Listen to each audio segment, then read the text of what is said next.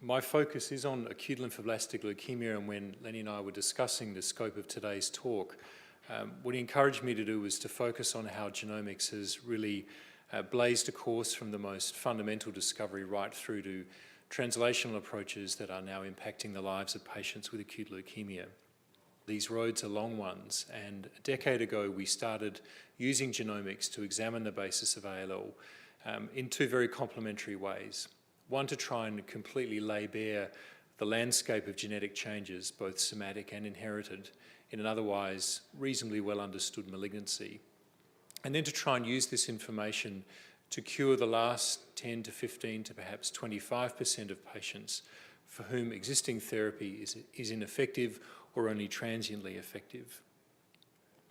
So while this is the commonest childhood tumour and does enjoy the greatest treatment event-free survival in young children, the outcomes are progressively worse with increasing age, and relapse of ALL remains one of, if not the leading cause of cancer-related death in young people, meaning up to the age of 40.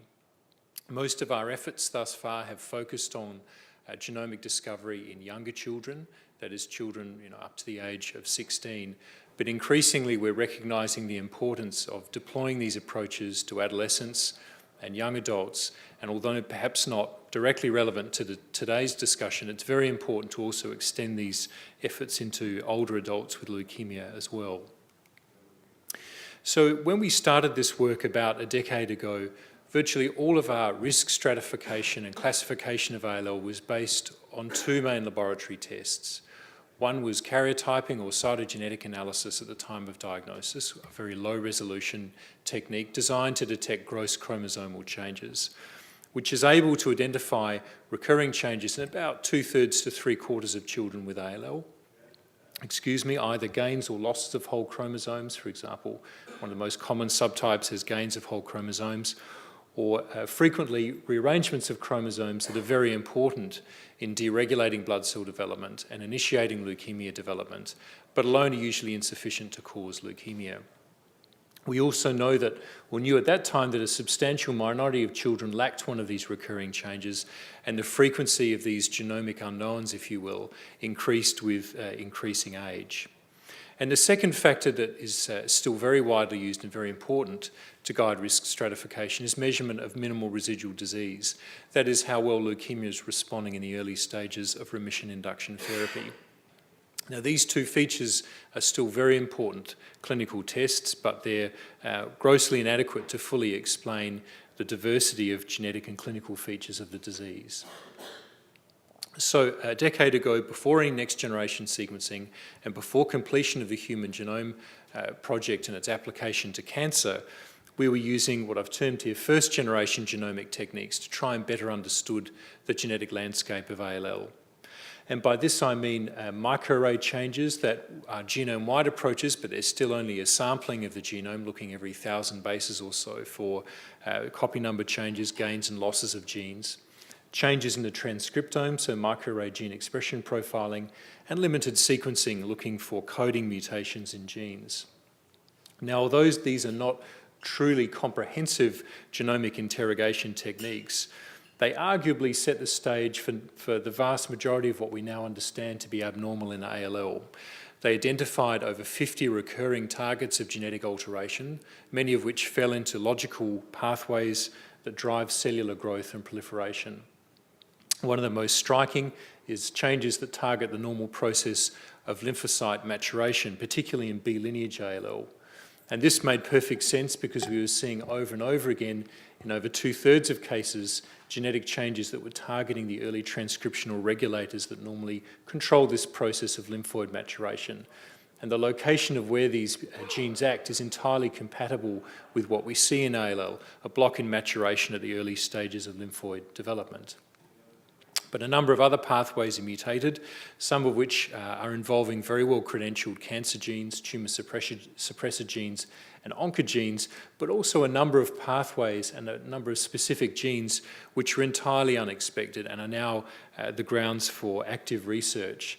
as I'll come to a number of different genes that regulate proliferation and kinase signaling, a number of other transcriptional regulators, and an increasing appreciation of genetic changes that disrupt the epigenome and the chromatin code. Already these findings have made their way into the clinic, either by identifying specific genetic alterations that greatly influence the risk of treatment failure and relapse, and have already been incorporated by many groups into their initial risk stratification approaches, as well as identifying a number of immediately intuitive therapeutic targets, as I'll come to, specifically genetic alterations driving kinase and cytokine receptor signaling. And they've also refined our taxonomy of ALL by identifying completely new subtypes of ALL that really weren't evident at all from pre-genomic analysis. So this is where we are today. This remains crude because it's really only trying to classify ALL based on a limited set of changes, and we know now that each of these subtypes represents a constellation of genetic changes and not just one or two, but we can see we're progressively eating away at the unknowns here of ALL, and as time goes forward, I'm sure we'll completely carve out this pie both in children and adults. And so these efforts began in earnest in 2000. And there were really several reasons that drove these efforts. The first was the completion of the first genome sequence of cancer, that is an acute myeloid leukemia, by the Washington University group in about 2007, 2008. The second was the capability to sequence cancer genomes at relatively low cost. When we started doing this work, it was approximately $30,000 to $40,000 per genome, but it's now well under $5,000. And the third was really what we knew already and the frustration of what we didn't know. And that is we'd learned a lot from microarray and candidate gene approaches, but these still weren't giving us the full repertoire of genetic changes in ALL. There are multiple groups pursuing genome sequencing of a range of different cancers, but there are perhaps two particularly large projects. The first is the St. Jude Washington University Pediatric Cancer Genome Project, and the second is an overlapping and complementary project funded by the federal government Target Initiative that's a consortium of investigators, including St. Jude, but also the Children's Oncology Group and other investigators. Between these efforts, over 1,000 ALL genomes have been sequenced, and our analysis of these are ongoing, in addition to really the full range of childhood tumours, which, as we all know, are quite distinctive and not necessarily the same as their adult counterparts. The range of sequencing and the approaches used vary, and I'm not going to spend a lot of time detailing these, but it's important to realise that no one modality of sequencing is comprehensive. Not even whole genome sequencing can give the whole story, and this is clinically relevant for many efforts as diagnostic labs are considering the way that they implement next-generation sequencing for diagnosis. So what have we learnt? Well, even from the first efforts of sequencing ALL genomes, every subtype that we've studied has yielded its secrets by making fundamental discoveries into the genetic missteps that cause childhood leukemia, and in most cases also giving us directly clinically applicable insights to inform diagnosis and treatment. The first childhood cancer genome to be sequenced was a subtype of aggressive T-cell leukemia called early T-cell precursor ALL that revolutionised our understanding of leukemia by identifying not just one genetic change, but a multitude of changes that involved 3 different cellular pathways, 2 of which were directly important for potential new therapies. The second that we reported from St. Jude was another aggressive subtype of leukemia called hypodiploid ALL, which we knew had gross chromosomal changes, but we knew nothing about why these were associated with poor outcome.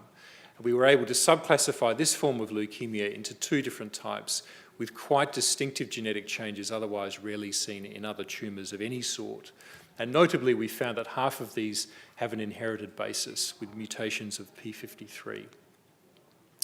Perhaps the most clinically exciting that I'll spend the rest of the talk discussing is this new subtype that we and others identified called PH-like ALL. And finally, I just emphasise the point that we're getting increasing insights that cancer is not just a somatic disease, that is, it's not just a case of the mutations that are acquired by a normal cell en route to becoming cancer, but it's a disease that's also influenced by what we inherit.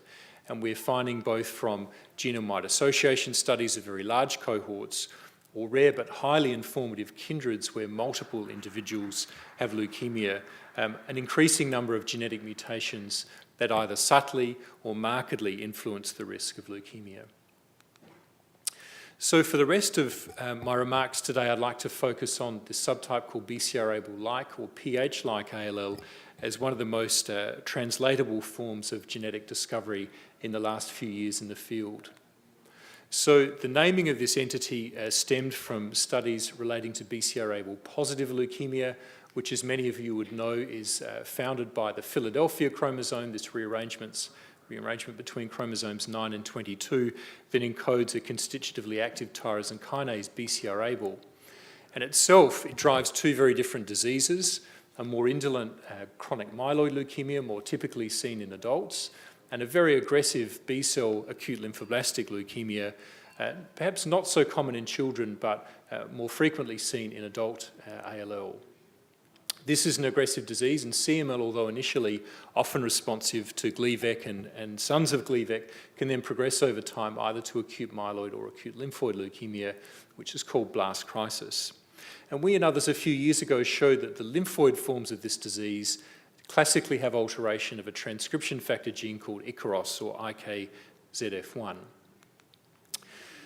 Soon after this finding, we described another subtype of ALL which lacked a chromosomal change. It was BCR-ABL negative, but it had a transcriptional signature or gene expression profile that was very similar to cases of BCR-ABL positive leukemia, hence the name PH-like ALL, similar gene expression profile but lacking that translocation. These cases also have alteration of Ikaros and commonly have a very poor outcome. And so this led us and others to speculate that there must be some other genetic change or genetic changes that are substituting for BCR-ABL and driving cytokine receptor and or kinase signaling. So we've recently completed and just last week published a study where we looked in great detail over several years at large cohorts of ALL spanning the age range from early childhood right up to young adulthood, up to the age of 39. And this included over 1,700 cases from St. Jude cohorts, from the Children's Oncology Group, an increasing number of cases from collaborators from the adult national cooperative groups. I won't go into how we identify this form of leukemia, but the key findings here in terms of frequency are shown here and I believe are striking, and that is we see a progressive increase in frequency with increasing age, where in children this form of leukemia is at least 3 times as common as Ph-positive leukemia, but it becomes progressively more common with increasing age. And if one considers young adults, where approximately a quarter are Ph-positive and the same frequency are Ph-like, that means that 50% or so may be potentially amenable to treatment with a tyrosine kinase inhibitor. And again, I know this is not an older adult cancer summit, but this is very important to the community. We still don't know the frequency and spectrum of this type of leukemia in older adults for whom prognosis is poor. So in virtually every cohort examined, this phenotype is associated with poor outcome. These were the first cohorts we'd studied from the Children's Oncology Group, the 9906 cohort of NCI very high-risk ALL, where Ph-like ALL was associated with a greater than tripling frequency of treatment failure and relapse. We saw a similarly poor outcome, perhaps less marked, but this is on a much more intensive regimen of high-risk B-ALL, again from the Children's Oncology Group. And in our recently published data in both adolescents and young adults, we see that Ph-like ALL cases experience the worst, or if not the equivalent worst outcome to any other subtype of leukemia. So this is an important and high-risk entity of acute lymphoblastic leukemia.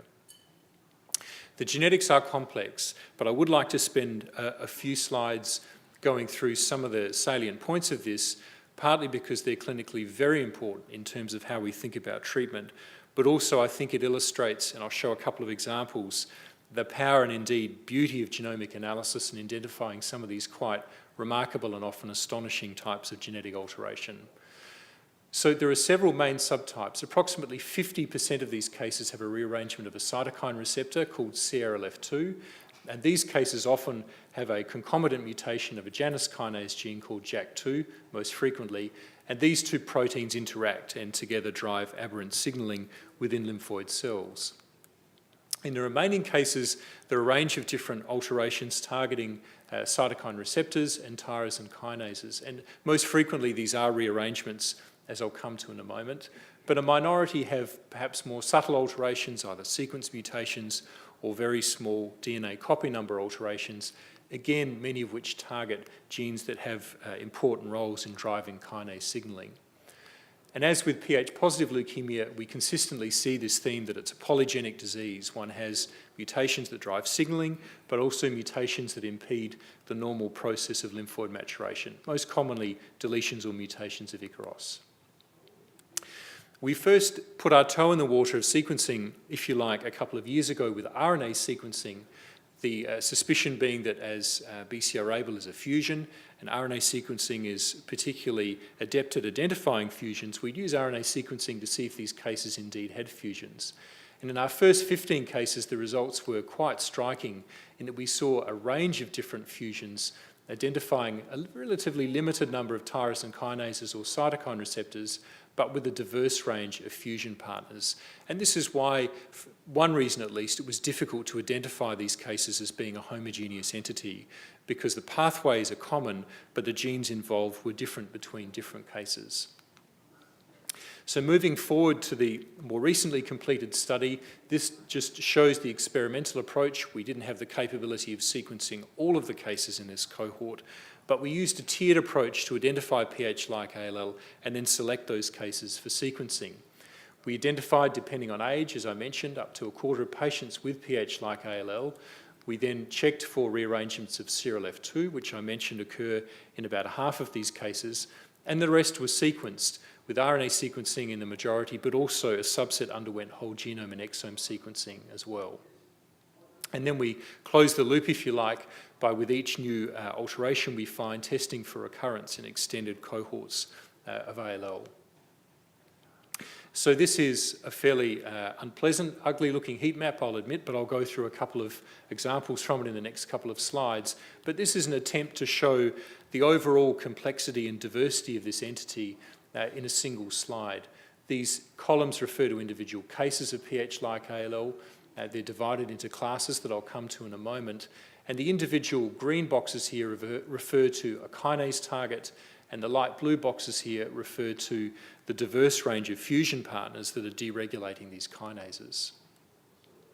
So the first class is the most intuitively druggable. And this is called ABL class rearrangements, where we've now found 4 different kinases, again fused to a range of different partner genes. And each of these kinases, we now know, both in experimental models and in primary patient cells, can be potently drugged with imatinib or drugs like imatinib that were developed for ABL itself, but are also active against the related gene ABL2, the CSF1 receptor, and PDGF receptor beta. A common theme we see with all of these fusions is that the tyrosine kinase domain of the kinase fusion partner is preserved in its entirety, and the 5' fusion partners often provide a scaffold or a dimerization moiety or some other functional domain that mediates cellular mislocalization. These are very important because they're druggable with a different class of tyrosine kinase inhibitor, that is the JAK inhibitors ruxolitinib or similar agents. They're also important because they're age-associated, and we see an increased frequency of JAK2 fusions in adolescents and young adults. I've also grouped in erythropoietin receptor rearrangements that are also druggable with the same agents that I'll come back to in a moment. I mentioned that many of these cases were known to have CRLF2 rearrangements. We also subjected some of these to sequencing, and the reason for doing so was that, as I mentioned, approximately half of these cases have activating mutations of JAK2, but half didn't. And we now see a number of other genetic alterations that substitute for JAK2. So again, even within one subgroup of a subgroup of leukemia, we see a logical but quite fascinating genetic diversity. And finally, there are subgroups of cases that don't have a fusion. But again, in virtually all of these, we can find some sort of alteration. Here are a number of point mutations and deletions that we believe, or indeed know now, are druggable with a logical tyrosine kinase inhibitor.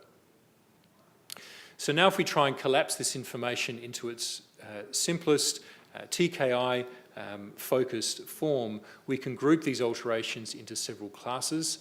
I mentioned that we have a large number of fusions targeting Abl class kinases. We have a number of different targets that are druggable with JAK2 inhibitors. And there are increasingly a number of, if you like, singleton cases where we see logical kinases fused. Sometimes these have only been identified in a single case, but we do know that they're potentially druggable with available alternative tyrosine kinase inhibitors. So in parallel with this genomic work, we've expended considerable effort in modelling these fusions and alterations experimentally, with initially a very clinical focus. That is to ask the question, do these kinase alterations activate the signalling pathways we predict they should? Is that inhibited by the tyrosine kinase inhibitor that we have available? And do human leukemic cells exhibit inhibition of growth or signalling as well? So these are very simple cell line assays showing the point that all of the fusions so far tested trigger growth factor independent proliferation that's potently inhibited by the logical tyrosine kinase inhibitor. Here a subset of fusions shown inhibited by dasatinib. Another approach for looking at signalling is flow cytometry. This is also very useful clinically and is moving into clinical diagnostics in several laboratories, and that is we can screen for activation of specific pathways, looking for phosphorylation of downstream signalling readouts and its subsequent inhibition by the logical TKI. And so this is just a couple of examples, again shown for JAK2 class fusions. A second way of modelling or looking at these alterations is to look at true human leukemic cells. The approach that we've taken in conjunction with collaborators, including Shannon Maud, who's here, and others, is to try and engraft as many of these representative cases of PH-like ALL as we can into immunocompromised mice to provide us with a biobank of representative cases and allow us to test the efficacy of tyrosine kinase inhibitors. This takes substantial work. They're often slow to engraft. They require repeated passaging and labelling, but we have made considerable advances. We've engrafted about 36 tumours and multiple have now been tested with tyrosine kinase inhibitors. And this is a simple example of a tel-Abl fusion treated just with monotherapy with dasatinib. And perhaps strikingly, we see almost complete suppression of growth of the tumour in vivo with that monotherapy alone. Considering this is a very aggressive tumour otherwise in a patient that will require combination chemotherapy, the suppression is quite striking. So I just wanted to show one specific example of largely unpublished data of how remarkable the genomics can be, and that's these rearrangements of the erythropoietin receptor. So a couple of years ago when we published our first cohort of 15 cases, we'd identified one case that appeared to have a rearrangement of the erythropoietin receptor. Quite interesting because this mediates red cell development, not classically lymphoid development.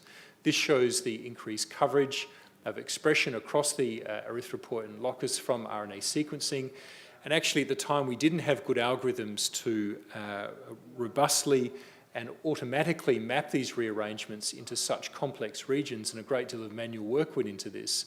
But at the time we were able to show that this was a rearrangement that took the EPO locus, just a very small region of the genome, only 7 kilobases, and inserted it downstream of the immunoglobulin heavy chain enhancer as shown here, leading to its activation, a completely cytogenetically cryptic rearrangement. Well, now we see this as recurrent.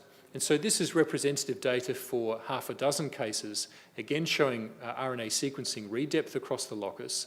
And for comparison, a case of tel-AML1 leukemia, a good risk form of leukemia, that also expresses the erythropoietin receptor, but is not considered to signal through it in any leukemogenic fashion. The astute eye view will note that the coverage is not the same. Firstly, it's much greater in these PH-like cases, and also it doesn't involve the entire locus. So this is the EPO locus from its 5' to its 3' region, and the coverage ends abruptly halfway through the last exon. And this is shown here, and we see this repeatedly, this very high coverage that involves most, but not all of the EPO locus. And we've now shown that this is a rearrangement into 2 different loci, both IGH and also IG kappa. So what does this mean? And we've now spent some time dissecting the functional implications of this.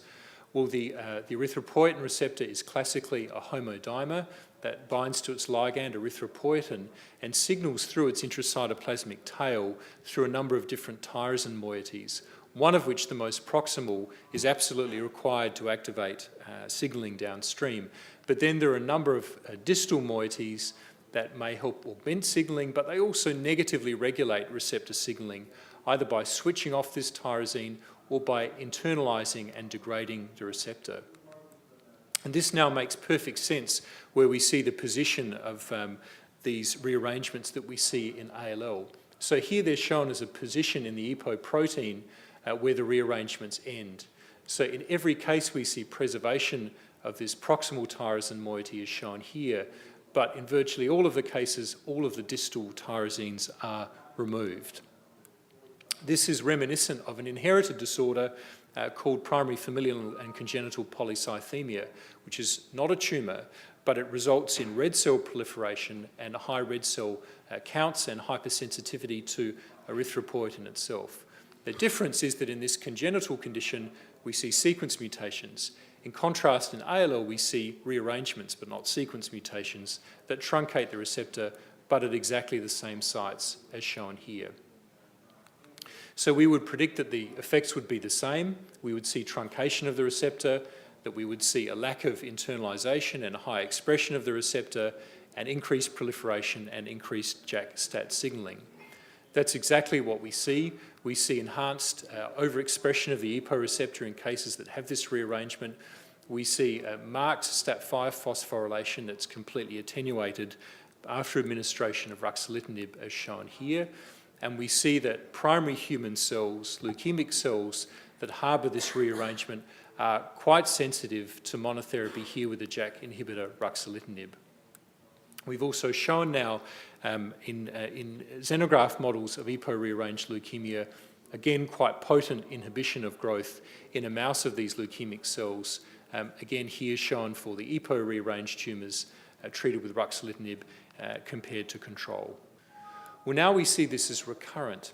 And so this is representative data for half a dozen cases, again showing RNA sequencing read depth across the locus. And for comparison, a case of TEL-AML1 leukemia, a good risk form of leukemia, that also expresses the erythropoietin receptor, but is not considered to signal through it in any leukemogenic fashion. The astute eye viewer will note that the coverage is not the same. Firstly, it's much greater in these pH-like cases, and also it doesn't involve the entire locus. So this is the EPO locus from its 5' to its 3' region, and the coverage ends abruptly halfway through the last exon. And this is shown here, and we see this repeatedly, this very high coverage that involves most, but not all of the EPO locus. And we've now shown that this is a rearrangement into two different loci, both IGH and also IG kappa. So what does this mean? And we've now spent some time dissecting the functional implications of this. Well, the erythropoietin receptor is classically a homodimer that binds to its ligand, erythropoietin, and signals through its intracytoplasmic tail through a number of different tyrosine moieties, one of which, the most proximal, is absolutely required to activate signalling downstream. But then there are a number of distal moieties that may help augment signalling, but they also negatively regulate receptor signalling, either by switching off this tyrosine or by internalising and degrading the receptor. And this now makes perfect sense where we see the position of these rearrangements that we see in ALL. So here they're shown as a position in the EPO protein where the rearrangements end. So in every case we see preservation of this proximal tyrosine moiety is shown here, but in virtually all of the cases, all of the distal tyrosines are removed. This is reminiscent of an inherited disorder called primary familial and congenital polycythemia, which is not a tumour, but it results in red cell proliferation and high red cell counts and hypersensitivity to erythropoietin itself.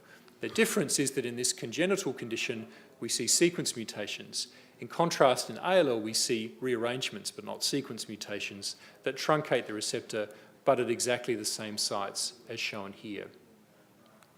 So we would predict that the effects would be the same. We would see truncation of the receptor, that we would see a lack of internalisation and high expression of the receptor, and increased proliferation and increased JAK-STAT signalling. That's exactly what we see. We see enhanced overexpression of the EPO receptor in cases that have this rearrangement. We see a marked STAT5 phosphorylation that's completely attenuated after administration of ruxolitinib, as shown here. And we see that primary human cells, leukemic cells that harbour this rearrangement, are quite sensitive to monotherapy here with the JAK inhibitor ruxolitinib.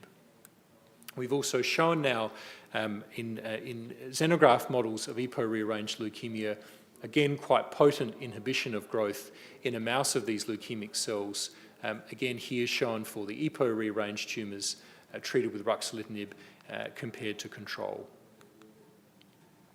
So just to now move back to the clinical implications of this, what do we know about patients with PH-like leukemia and their potential for therapy? Well, there's no trial yet. This has been actively planned and should open later this year. But we do have extensive data from anecdotal case reports. And as word has kind of percolated through the community about PH-like ALL and people have started to identify these rearrangements, people have sought to identify the PH-like phenotype, to identify the fusions, and where possible, to commence TKI therapy. And so in the paper we've just published, we were able to collect over 30 cases with features suggestive of PH-like ALL, for example, high-risk features or perhaps a break at one of the kinases that we'd identified. And remarkably, using a low-density gene expression array, the majority with suitable material were shown to be PH-like, and many of these had targetable fusions. Interestingly, there may be some heterogeneity within this group in that one particular fusion seems to be strongly associated with initial refractoriness to chemotherapy. But the remarkable finding is shown here, and that is of those that were found to have a fusion and commenced a TKI, the majority showed a dramatic response, which was often complete and often durable. And indeed, we have some cases here, one of which we were involved with that's now published, of quite refractory ALL that remains in a durable, complete remission with no detectable MRD over 2 years after commencing therapy. So where is this heading to the clinic? Well, the priority is to commence dasatinib in children that have a dasatinib targetable fusion, as it's been shown to be safely combined with combination chemotherapy in children following the paradigm of treatment of pH-positive leukemia. The role of JAK2 inhibitors remains to be clarified. We have, as I've shown, very good in vitro and preclinical data, but this has not been yet shown to be effective in combination with chemotherapy in children, but our goal is that these trials will also open in the near future. There are others that will be more complex, but again, several of these agents have been shown to be usefully combined with chemotherapy. For example, crizotinib in pediatric solid tumours, which we've shown is active in one of the fusions that we've identified in childhood PH-like ALL. So then how would one identify these children? So a remarkably interesting entity, but genetically very complex, perhaps one of the most complex of any subtype of childhood cancer. Well, one might view the diagnostic approach in two extremes.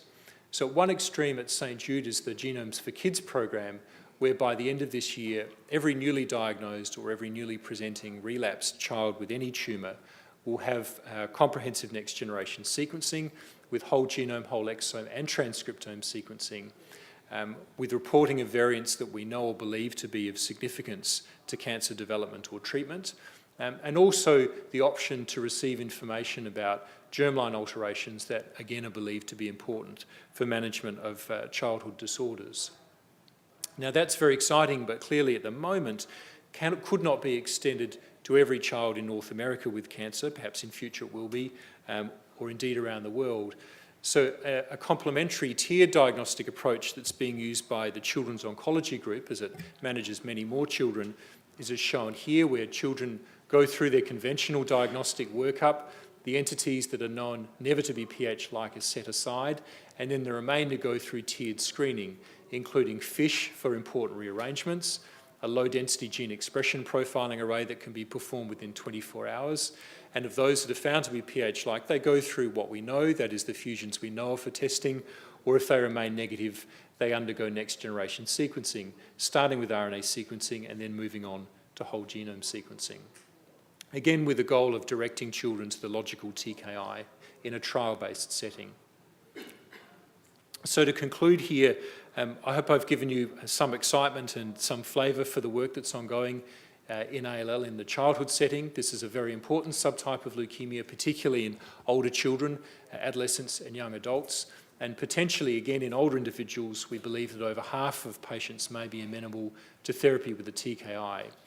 I've given you some flavour for the diagnostic approaches by which we're trying to take the initial genomic discoveries into the clinic, and also some initial thoughts about how we might direct these patients to logical therapy. So in conjunction with the paper that we published last week, there was a nice editorial from Tim Graubert, who headed a call for action for acute lymphoblastic leukemia.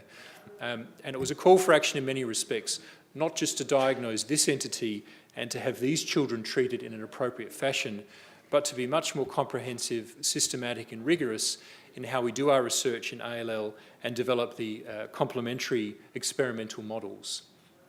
So what do we see as the future directions for ALL? And this is just ALL alone, but perhaps could be extended to other childhood tumours. So PH-like ALL, very exciting because it's potentially treatable with TKIs, but it's only a subset of the genomic unknown. And so if you look at these pie charts here, we still have, depending on age, a quarter to a third of cases that are not PH-like that still lack a known genetic entity. Many relapses occur in otherwise good risk ALL. So standard or good risk ALL is more common than high risk ALL. The frequency of relapse is lower, but because of that math, the high frequency of standard risk ALL, approximately as many relapses are coming from standard risk as high risk cases. Virtually all of our sequencing so far in ALL has focused on what we believe to be the problematic high risk entities. And we're now really obliged to look in much greater detail right across the spectrum, including these standard risk cases. So what do we need? And this is a very personal slide, and it's by no means what we need in all respects. But from a genomic perspective, I hope I've convinced you that we need to have very thorough, very comprehensive sequencing of large cohorts of ALL right across the age range. And not just any patients, but ideally patients that are recruited and treated on prospective clinical trials with very strong association with clinical metadata, outcome data, and also, as you'll hear, survivorship data as well.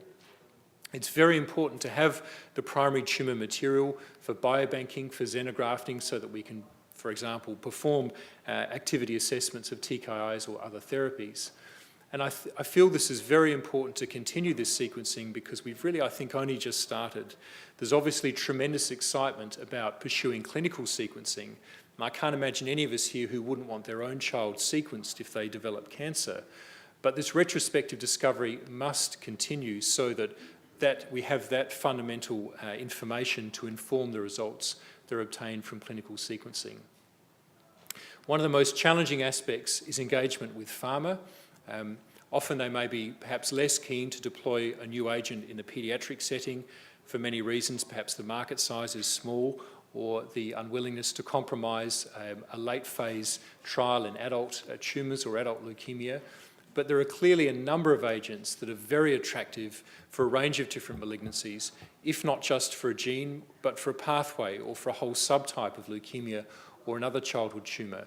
And ideally, we should be testing these agents in the same cases here that have been sequenced and have this xenograft material to look for efficacy of these agents. And finally, coming back to the most fundamental level of discovery, I'd also make the point that really the coding genome is only the beginning. It's less than 1% of our genetic makeup, but we're increasingly appreciating that there's much more that the genome has to tell us than just that fraction that encodes proteins. And a lot more work, I think very rewarding work, remains to be done looking at the genome in its entirety. So there I'll stop. It's really been a privilege for me to work at such a wonderful institution at St Jude and with such a tremendous group of both people in my own laboratory and a number of different collaborators, particularly those from WashU and the Children's Oncology Group. And I'd thank the many funders that have supported this work. Thank you for your attention.